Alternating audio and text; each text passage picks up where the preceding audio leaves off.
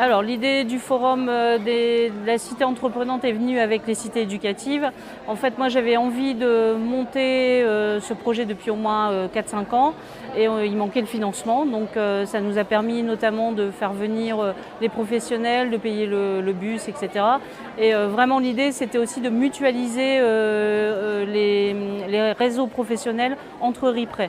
Donc là on est 3 RIPRE qui avons monté le projet et l'idée c'est aussi de pouvoir offrir davantage d'offres à nos élèves en termes de stages d'observation.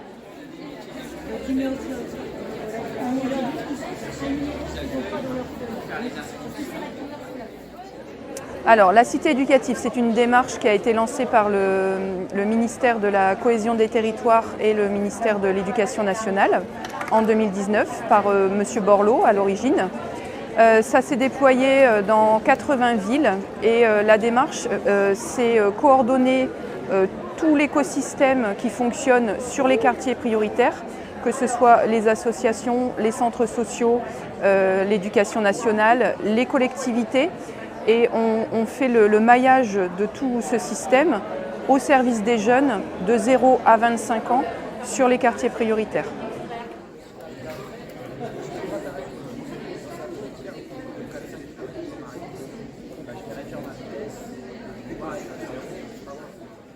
Alors nous, les 3 RIPRE, la cité éducative, ça représente les 3 collèges qui sont en REP+. Donc il y a 2 collèges qui se trouvent du côté du Beaumarais, donc d'un côté de Calais, et nous à Vauban, on est ce côté-ci, donc au Fort-Nieullet. Et ça s'est fait naturellement, cette rencontre entre nos établissements, surtout qu'on se connaît déjà depuis quelques années. Après, j'ai rencontré Madame Clippé et Monsieur Wall, je ne les connaissais pas parce qu'ils ne font pas partie de la technologie, mais on s'est mis d'accord, on avait décidé de vouloir faire un travail commun, parce que dans le cadre de la cité éducative, il fallait travailler en commun.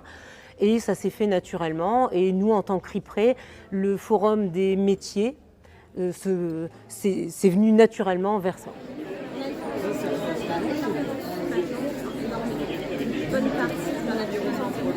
Donc en fait, en peinture, vous apprenez la peinture intérieure. Ça s'est organisé tout au long de l'année. Tout au long de l'année, les enseignants se rencontrent et se partagent le travail, se partagent la mission pour le contact avec les entreprises et obtenir l'adhésion des entreprises à ce projet. Et il fallait également construire un questionnaire pour les élèves et les préparer eux-mêmes à comprendre quel va être leur parcours dans l'événement.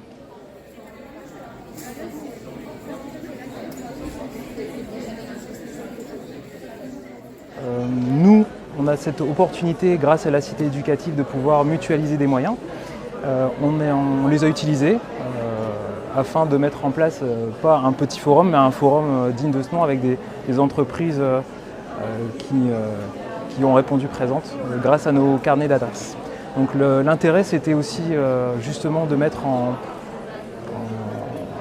en commun nos carnets d'adresses afin de pouvoir avoir davantage de partenaires.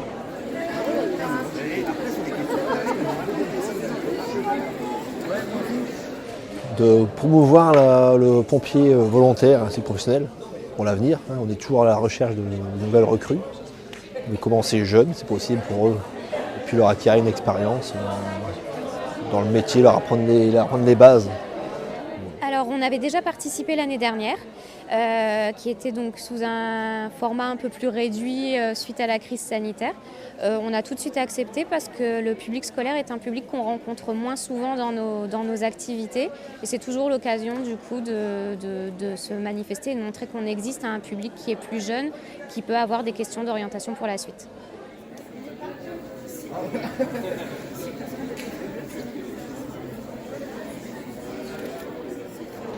Et on m'a préparé il y a 1 ou 2 semaines environ, en me préparant, en me disant les métiers que j'allais rencontrer, en me demandant quel métier je voulais rencontrer pour aujourd'hui.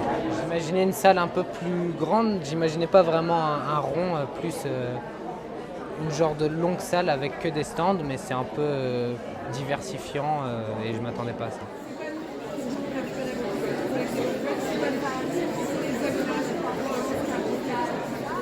J'ai vu Cébadec, j'ai vu Armée militaire, sous-marine, j'ai vu le CIO. Bah, peut-être qu'en regardant d'autres métiers que ceux que j'ai en tête, bah, ça va me faire changer d'idée. Bah, ça me fait découvrir d'autres métiers. Bah, ça m'a appris beaucoup de choses, qu'il fallait vraiment être sérieuse pour faire tout ça et que bah, il fallait être concentré tout le temps. Parce que sinon, si on n'a pas notre bac, etc., bah, on ne peut pas avoir vraiment de travail. Oui, ça m'a beaucoup aidé parce que au départ, j'hésitais entre plusieurs métiers. Et en arrivant ici, quand je découvre des métiers, oui, je me suis focalisée sur un seul métier et je sais déjà ce que je veux faire.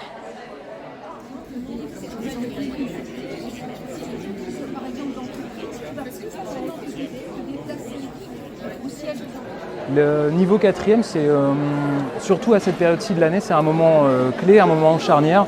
Ils se posent beaucoup de questions. Ils vont l'année prochaine rentrer au collège, avoir un brevet à passer, mais on leur fait bien comprendre aussi que ce qu'il ne faut pas louper, c'est leur orientation. Alors, moi, l'idée m'est venue parce que je suis professeur principal de 3e et que c'est compliqué de monter un parcours à venir sur l'année de 3e. Il y a le brevet à préparer. On a vu apparaître l'oral aussi, qui est quand même un gros morceau pour les élèves et c'est quelque chose qu'ils ne maîtrisent pas forcément. Et du coup, il fallait vraiment anticiper sur la notion de parcours à venir, se dire aussi que le parcours à venir, c'est un parcours, c'est on part d'un point A pour arriver à un point B sans vraiment savoir quel chemin on empruntera et que plus l'élève aura d'expérience à découvrir, mieux ce sera pour lui. Dans l'idée que c'est pas parce qu'on a envie peut-être de partir dans le bâtiment qu'on connaît tous les métiers du bâtiment et que du coup, il faut aller chercher l'information et plus tôt on a l'information, mieux c'est pour l'élève pour sa construction. Et si vous rentrez le soir, forcément, qu'est-ce qu'il y a?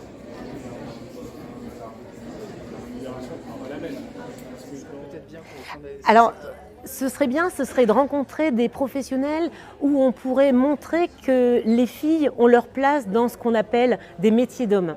C'est-à-dire, ou même les hommes dans des métiers de femmes, des sages-femmes, ou alors dans les métiers du bâtiment, mais vraiment montrer l'égalité filles-garçons. Ça, ce serait quelque chose qui serait important pour nous parce qu'on travaille là-dessus aussi, montrer aux filles qu'elles peuvent devenir de très bonnes scientifiques alors qu'elles sont toujours plutôt en retrait vers ces matières-là. Elles veulent plutôt aller vers le commerce ou les matières avec tout ce qui est l'enfance, la petite enfance. Et nous, ce qu'on voudrait, c'est vraiment leur montrer que c'est pas parce que tu es une fille que tu peux pas devenir carreleuse ou plaquiste parce que c'est des métiers qui sont ouverts à tout le monde. Voilà, donc... Ce matin, on a eu 2 jeunes filles particulières qui vraiment, eux, veulent devenir pompiers. Et ils sont vraiment fixés sur le fait de devenir volontaire pour commencer. Certaines veulent devenir aussi infirmières et faire pompier volontaire en plus, donc infirmière-pompier en plus. Mais on a vu, elles sont chez nous, on recrute de plus en plus de filles, on a quitté forcément, et il en faut. Et certaines sont bien motivées, ils savent qu'ils veulent faire ça. Donc je pense qu'on la reverra d'ici quelques années chez nous, pas de souci.